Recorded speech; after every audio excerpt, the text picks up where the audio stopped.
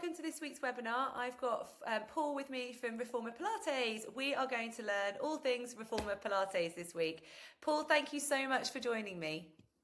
No, thank you for having me. It's really good. Looking forward to kind of discussing Reformer Pilates with you. Thank you. I mean, we all know Reformer Pilates has become one of the fastest selling areas of the wellness industry. You know, many people really aren't quite sure, though, a bit like me, about what it actually involves. So for anyone who has not heard of the term or doesn't really understand it, what exactly is Reformer Pilates and how does it differ from traditional mat Pilates? Yeah, absolutely. You're right. It's very new to everyone and it can come across quite scary to a lot of people, I feel. But essentially, Reformer Pilates is a full body workout performed on a specialized piece of equipment, which is the Reformer bed. This uses a sliding carriage mechanism. So you then have your adjustable springs that have different resistances. So you have like your light, medium, and heavy springs, which you can use in different exercises. And then you have your pulleys as well, which that also provides resistance and support. So throughout any exercise, the springs and the carriage can either assist you or they can resist you.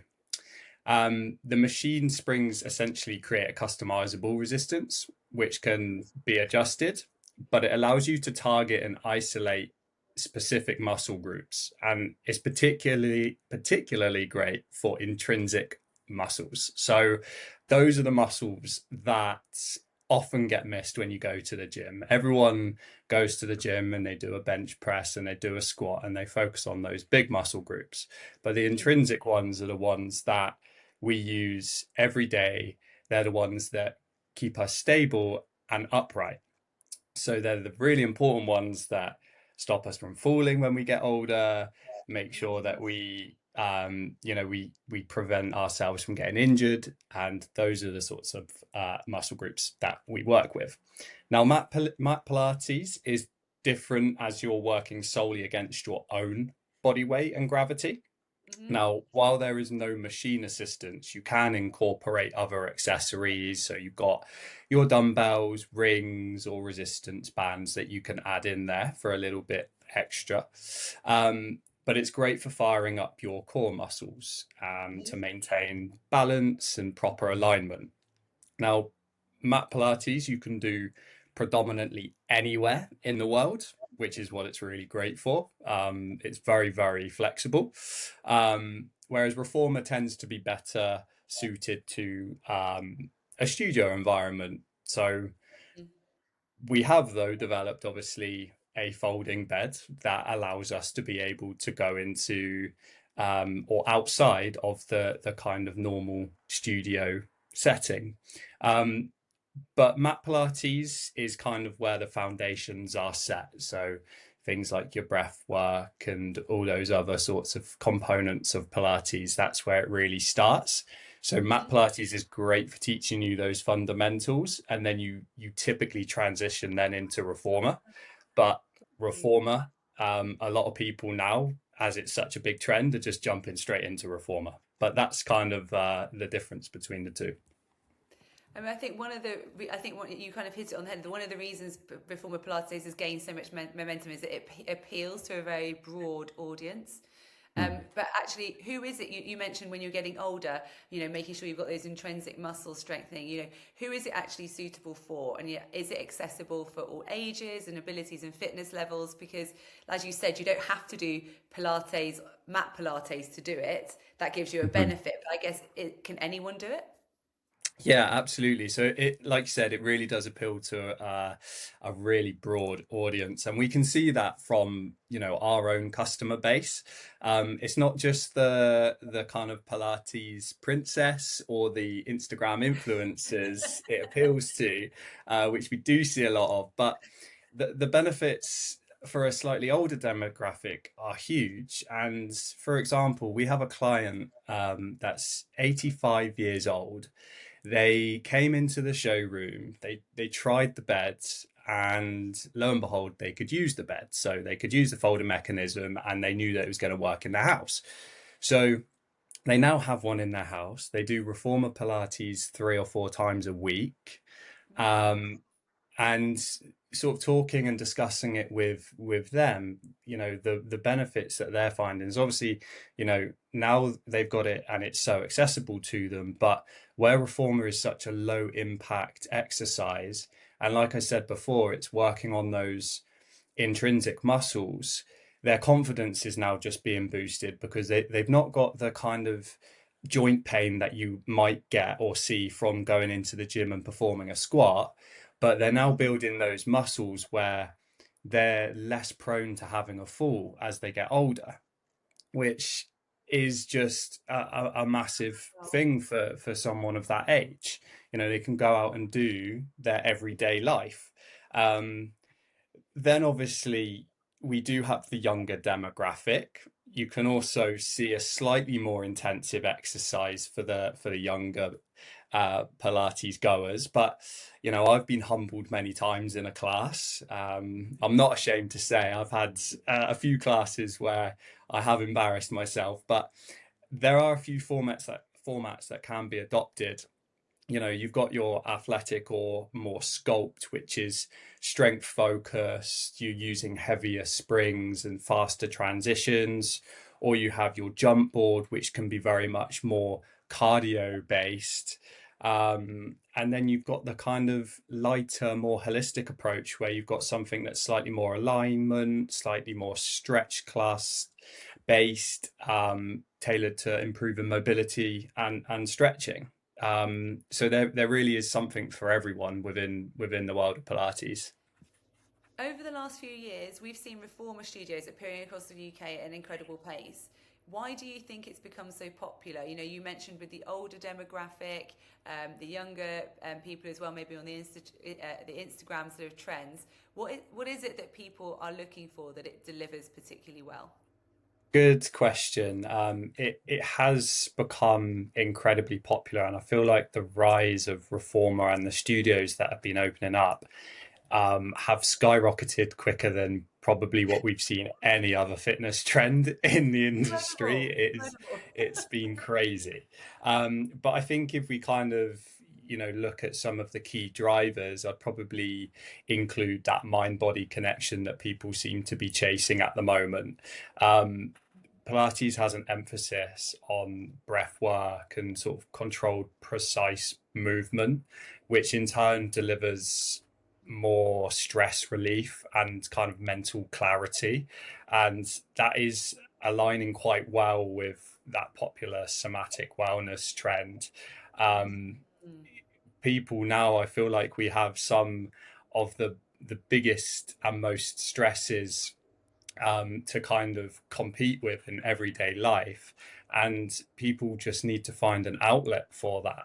And I think obviously as more research and more adverts go out towards people for this, they'll be more intrigued. But people that are doing their own research are finding that actually these are the benefits of reformer Pilates or Pilates. And if I do this, I'm going to reduce my stress levels. And that's why I think we're sort of seeing that rise up quite well. But then we've got the kind of other side where it's very versatile and you can see results from reformer Pilates. Now, because there's so many different exercises you can do on a bed, not one workout is ever going to be the same.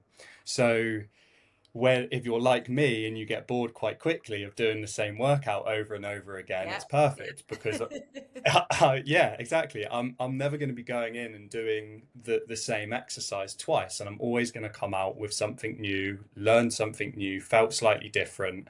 But also, I'm someone who likes to feel results as well. So if I go to the gym, I like to do an extra couple of reps to make sure that I can feel it the next day, because then I know, oh yeah, tick, I did go to the gym yesterday.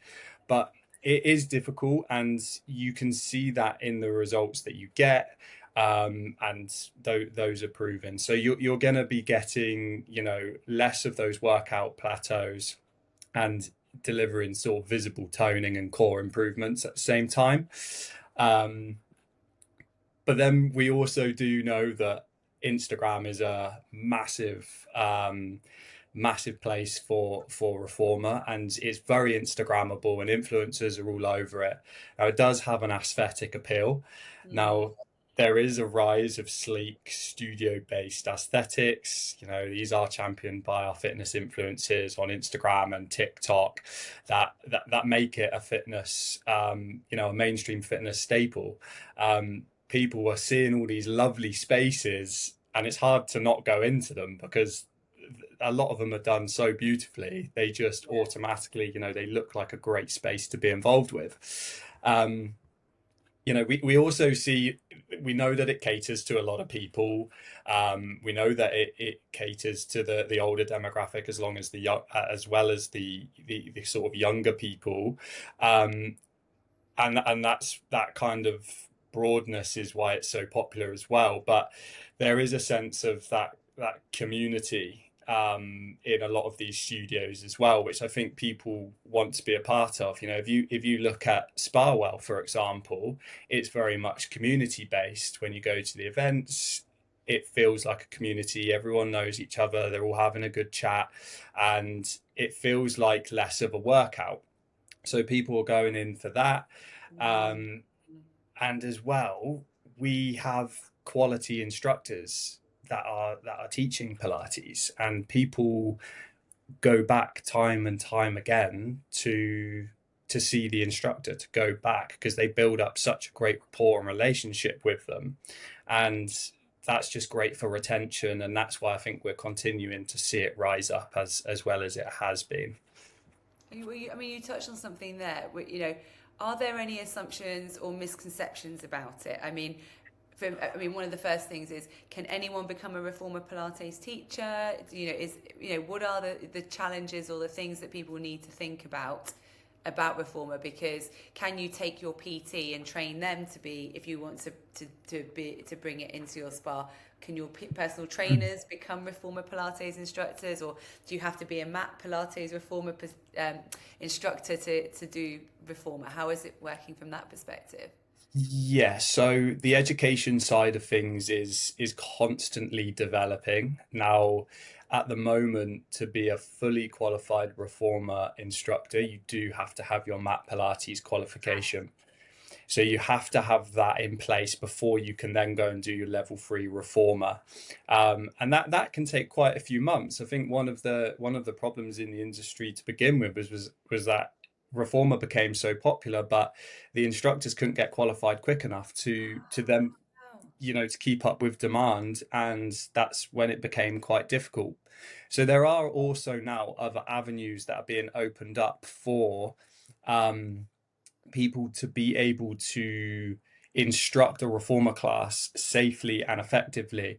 And one of those, and we work with Create PT, who power the Fold Academy for us. And one of the different training elements now is actually, if you're a level 3 qualified personal trainer, yeah. you are able to go down a slightly different route that will be slightly faster, slightly quicker to then get qualified. Now, the reason behind that is actually, if you are level 3 qualified in personal training, then you have a really good understanding of the body and how your clients are able to move, and you have an idea of who isn't able to move and do certain exercises. So that feels like the kind of, you know, a really good next step, and it's great for PTs because they can upskill and they can offer something different to what they usually do on a day-to-day basis. So yeah, that's the kind of education side of it.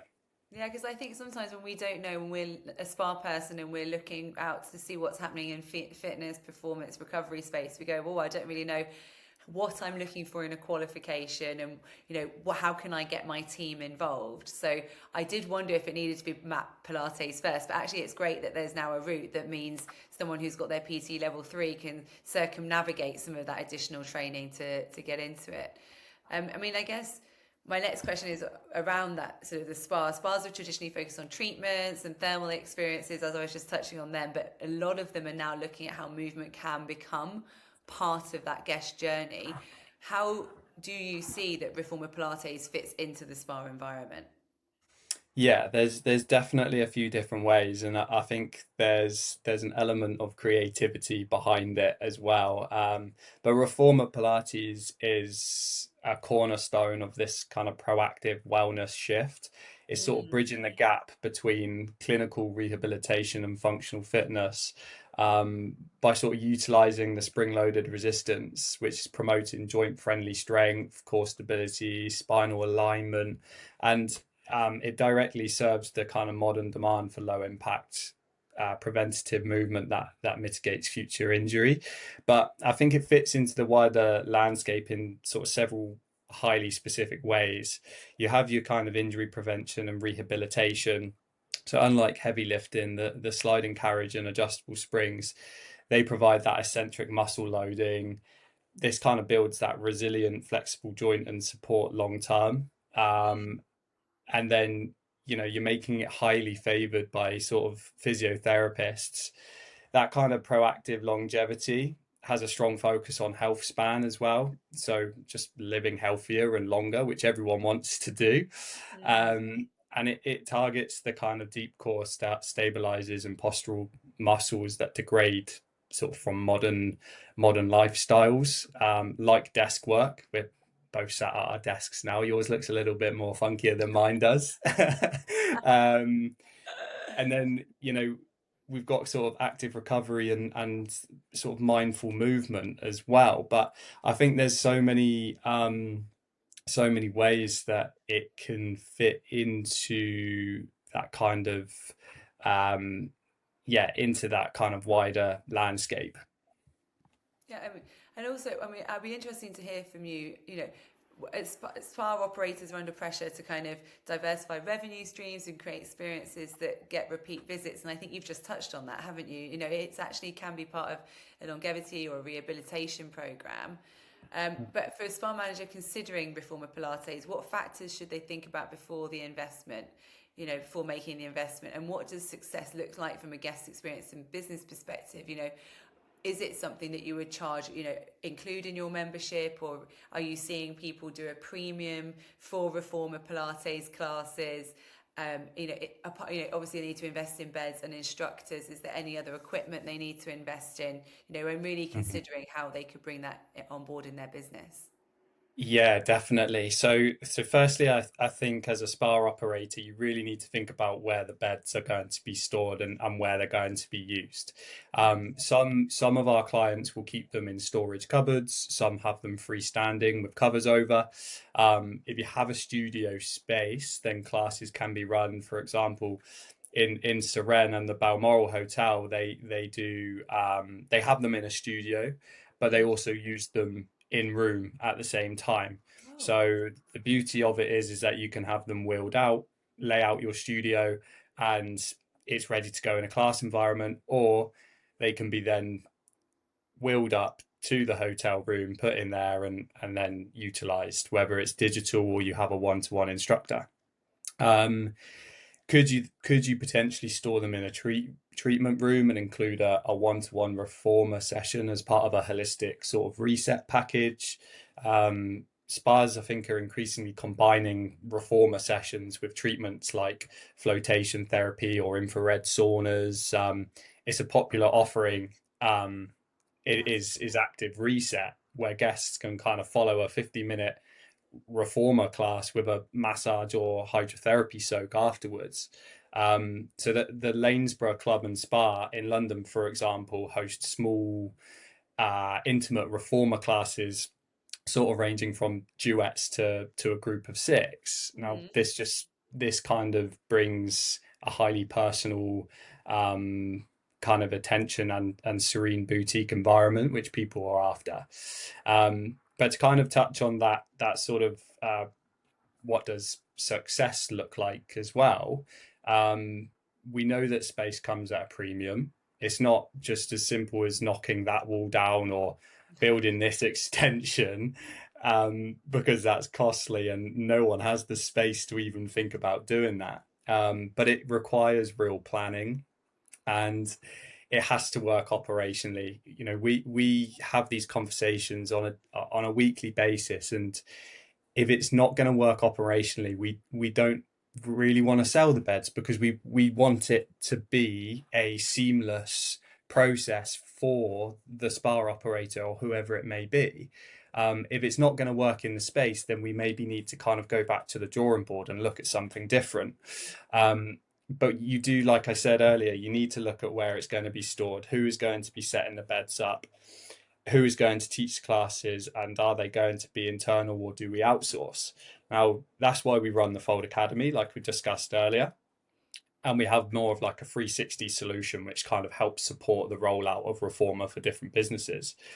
But I think success is simple from a guest experience point of view. Is the Reformer experience a seamless one from setting the beds up to then packing away? And does the experience meet the guest expectation set from the class description or the point of sale? Is it what they're expecting, and does it go above and beyond what they were expecting? Ultimately, you want them to book again while sort of providing you with a glowing review. That's what makes people book again, right? Yeah. And then, just from a business perspective as well, you see an impact on bookings of treatment packages, footfall increases, and you differentiate yourself from the spa or hotel in across the town or across the city that you're in, which hopefully results in better guest experience and more bookings. So when you were talking about space, and I think this is the interesting thing, is your Reformer folds up, doesn't it, so that it can actually take less space. And I even think I saw at one of the stands that you have a unit that they can then be put into, so if you don't have a storage space, there Mm-hmm. is a way of having attractive storage in the studio. Is that right? So that people thinking about it going, well, I haven't got a studio big enough. Where am I going to Yeah. put everything? There are solutions out there. Yes, there is a solution. So we've designed our own solution, which we have the blueprint for, and that can be provided.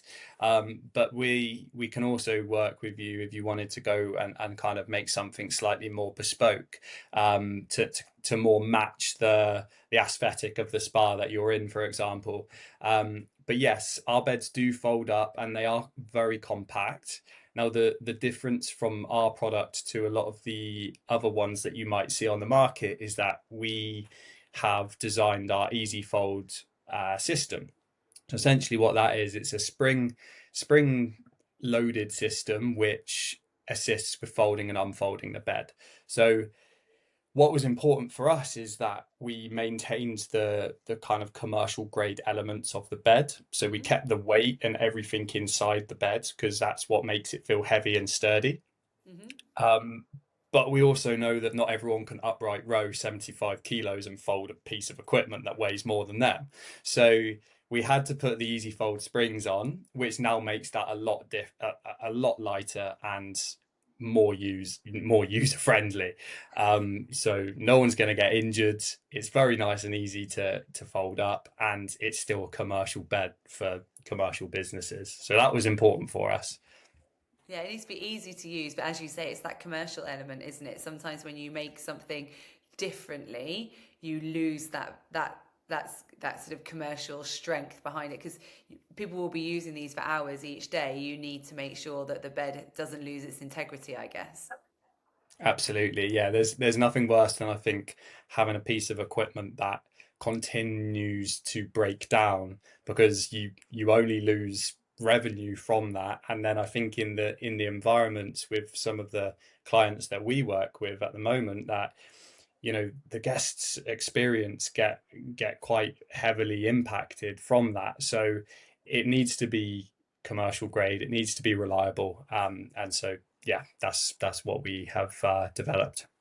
Yeah, and it's interesting that you also mentioned like how people are doing it differently. So you've seen people doing it with treatments, as part of a treatment package. Are there any other examples that stand out to you that that could be inspiring for spa managers? Yeah, I mean, there's loads of different options. I mean, the first thing that springs to mind for me, and it's in a slightly different industry, but it just kind of gets across how actually, how mobile these beds are. So we work with a number of Premier League football teams. Now, one actually, they literally pack the bed up. They travel to away games with it. They wheel it into their changing room. They take it out for their warm up, they then have it out for their, the halftime break, and then they have it there for their cool down. So that just gives you an idea of how actually mobile they are. And then they take it back home with them later on. But we see kind of, so for example, Seren within the Emery Hotel in London, they actually have just a class environment, and they do also offer in-room Pilates as well. Then we have the Verbier Touch in Switzerland, for example. They're more based around physiotherapy and longevity. So they do run their classes, but they then do also have it as part of their sort of package for injury prevention as such. So yeah, there's loads of different ways you can get really creative with it. It just depends kind of what your goals are with it, really. Yeah, I mean, it's brilliant that you can put it in a room. I hadn't even thought about the fact that you could do in-room Pilates. If a reformer Pilates class isn't available when a guest wants it, no Mm. worries. I'll bring one up for you, because most people, I would imagine, there are digital options, aren't there? You can do digitally led classes nowadays. So if your spa can't deliver because the studio is being used for another class, etc., you can just move the bed into a room. It's genius. Yeah, exactly that. And yeah, digital is a good way. It's a good way forwards. We do have our own online class bank that we have as well. So we do see that get utilized quite a lot. But yeah, like you say, it's just another option if that class is fully booked. Someone can still do their reformer class, which just that guest experience, it just goes up and up and Yeah. up then. Yeah, it's brilliant. I love it. I genuinely hadn't thought about it until you said. I was like, that is a good idea. The wellness industry obviously continues to rapidly grow and change, with movement, as we've said a few times, becoming an increasingly important part of the conversation. With in-room Pilates, we talked a lot about different things, but looking ahead, where do you see reformer Pilates evolving to in like the next 5 years, and what wider trends, maybe in movement and wellness, are you most excited about? Yeah, that's such a good question, and it's something that, as you can imagine, internally we discuss a lot because we kind of need to be forward thinking and understand where the shift is shifting. So we believe that reformer Pilates at the moment is going to branch off into other sort of modalities. So we're already starting to see that reformer is transitioning into something called tower. So um, essentially, that is a frame kind of on the back of the bed with springs attached to it. And from there, you can really work on alignment, deeper stretching, and there's a few different exercises that you can do with that. Now, that led us into launching our tower attachment for the foldable bed. So that's something that we're seeing, and it's bubbling very similarly to what reformer was before it spiked, like it's spiking now. So that's an So attachment. That's taking the current bed and then diversifying the bed by putting on, literally, as you say, a tower. yes, that's Brilliant. correct. So you don't need to get a whole new piece of equipment. It's just an attachment, and it just helps you offer something new, and it helps you stay on track with the trends, because we know what it can be like sometimes in the fitness industry. For example, trends come in, they go. This one, for example, it feels like it's going to be around for a long time just because of how much you can do with Pilates. But I think the mat Pilates, for example, the foundation of the method was just using your body weight and gravity, and a mat class incorporates kind of Joseph Pilates' traditional 34 classical exercises. It just develops your body awareness, deep core control, and your spinal movement. Now, I think what we're going to start seeing is, rather than just a reformer Pilates solution and obviously the tower, what we're going to start seeing is a full Pilates solution. And this is where it gets exciting, is because we're not just going to have reformer studios. They are going to be dedicated Pilates studios where they're going to be looking at, Cadillac, the Wonder Chair, and Ladder Barrel, and all these different types of great Pilates equipment are all going to be there in one I don't know what space. any of those are. I'm not even sure I do, to be honest. But instead of just reformer, Pilates is going to come together as a whole and start. Oh, It's going to okay. be a whole solution, and that's what we're starting to develop now. I can't say too much, but we are developing. Obviously, we started out predominantly a reformer brand, but we are now going to be sort of diversifying into more, so we can offer a Pilates solution, because that's where I feel like this side of the industry is going to go.